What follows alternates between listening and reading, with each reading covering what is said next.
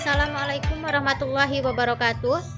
Perkenalkan, nama saya Fuji Harti Suryani, NPM 18090018. Saya dari Prodi Pendidikan Ekonomi Sesi B STEKIP PGRI Sumatera Barat, mata kuliah Budaya Alam Minangkabau. Saya akan menjelaskan sedikit tentang agama dan kepercayaan orang Minangkabau. Orang Minangkabau umumnya beragama Islam. Jika orang Minangkabau tidak beragama Islam, itu merupakan suatu keganjilan atau segala sesuatu yang tidak mungkin terjadi. Saya telah mewawancarai seorang tokoh adat di kampung saya. Saya mewawancarai tentang kepercayaan dan agama di Minangkabau, di daerah saya terutama, serta asal-usul orang Minangkabau. Berikut penjelasannya. Assalamualaikum warahmatullahi wabarakatuh. Perkenalkan, nama saya Fuji Harti Suryani, NPM 18090018. Saya di sini dengan narasumber saya, yaitu Bapak Datuk Tambun Taher, Pak Datuk Tambun Taher. Saya di sini akan menanyakan tentang peranan Masjid Tua dalam kehidupan agama di kampung kita, serta asal-usul orang Minangkabau di kampung kita. Langsung saja, pertanyaan pertama, Pak. Apa peranan Masjid Tua dalam kehidupan di kampung kita? Kalau peranan Masjid Tua kampung kita ini kan yang pertama sekali di situ udah tempat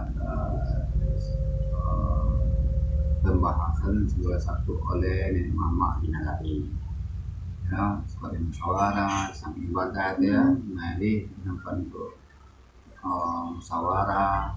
Pokoknya di itulah yang pertama sekali dulu kan masjid. Di segala aktivitas apa yang mau diputuskan secara bernagari, nah itu di masjid itu. Fungsinya itu salah satu gitu kan. Iya, Pak.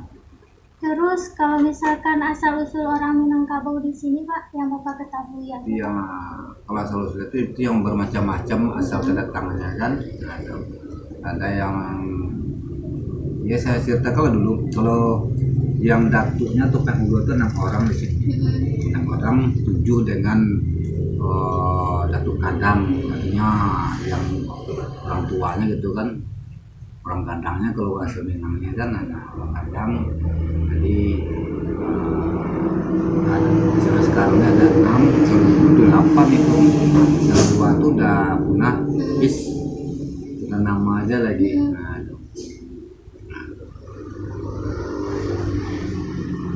Terus sistem kekerabatan di sini gimana, Pak? Sistem kekerabatannya,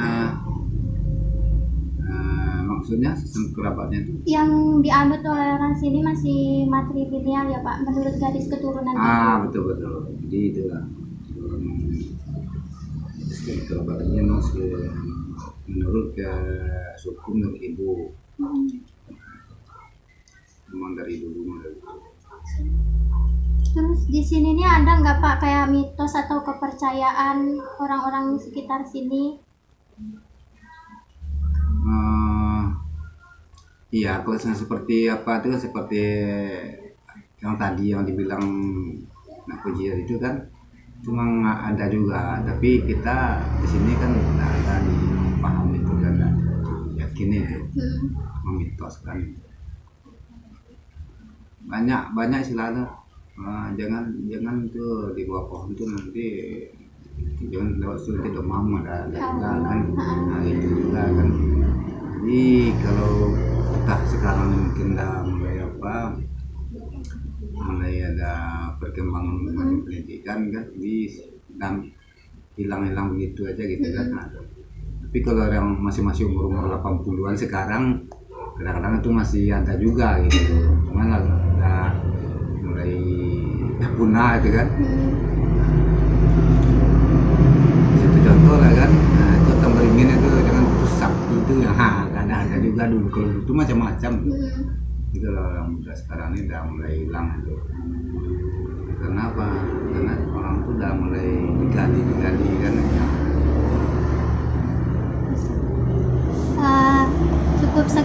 hasil wawancara yang dapat saya ambil. Terima kasih. Dari hasil wawancara tersebut dapat disimpulkan bahwa mitos atau kepercayaan orang Minangkabau dapat dihilangkan karena perkembangan pendidikan yang sudah ada. Sebagai contoh, jika mitos orang Minangkabau, jika kita duduk di bawah pohon beringin pada siang hari ketika cuaca panas, malamnya kita akan sakit karena ada penunggu di bawah pohon beringin. Hal tersebut dapat hilang karena perkembangan ilmu pendidikan yang ada. Sakit karena duduk di bawah pohon beringin pada siang hari disebabkan karena perubahan suhu tubuh pada siang hari. Ketika suhu tubuh pada siang hari panas, seketika kita duduk di bawah pohon beringin yang dingin, otomatis perubahan suhu tubuh di badan kita akan berubah. Hal itu yang dapat menyebabkan sebuah penyakit atau sakit di badan kita, bukan karena adanya gangguan makhluk halus karena kita telah duduk di bawah pohon beringin. Selain itu, Desi Junjung juga memiliki rumah adat loh, rumah adat Minangkabau yang belum tersentuh tangan. Di sini di belakang saya tepatnya merupakan salah satu bentuk rumah gadang yang ada di Sijunjung. Kegunaan rumah gadang di sini sebagai tempat penyimpanan padi, hasil panen, dan peralatan untuk berkebun. Cukup sekian materi dari saya. Mohon maaf bila ada kekurangan dan kesalahan. Wabillahi taufiq wal hidayah. Wassalamualaikum warahmatullahi wabarakatuh.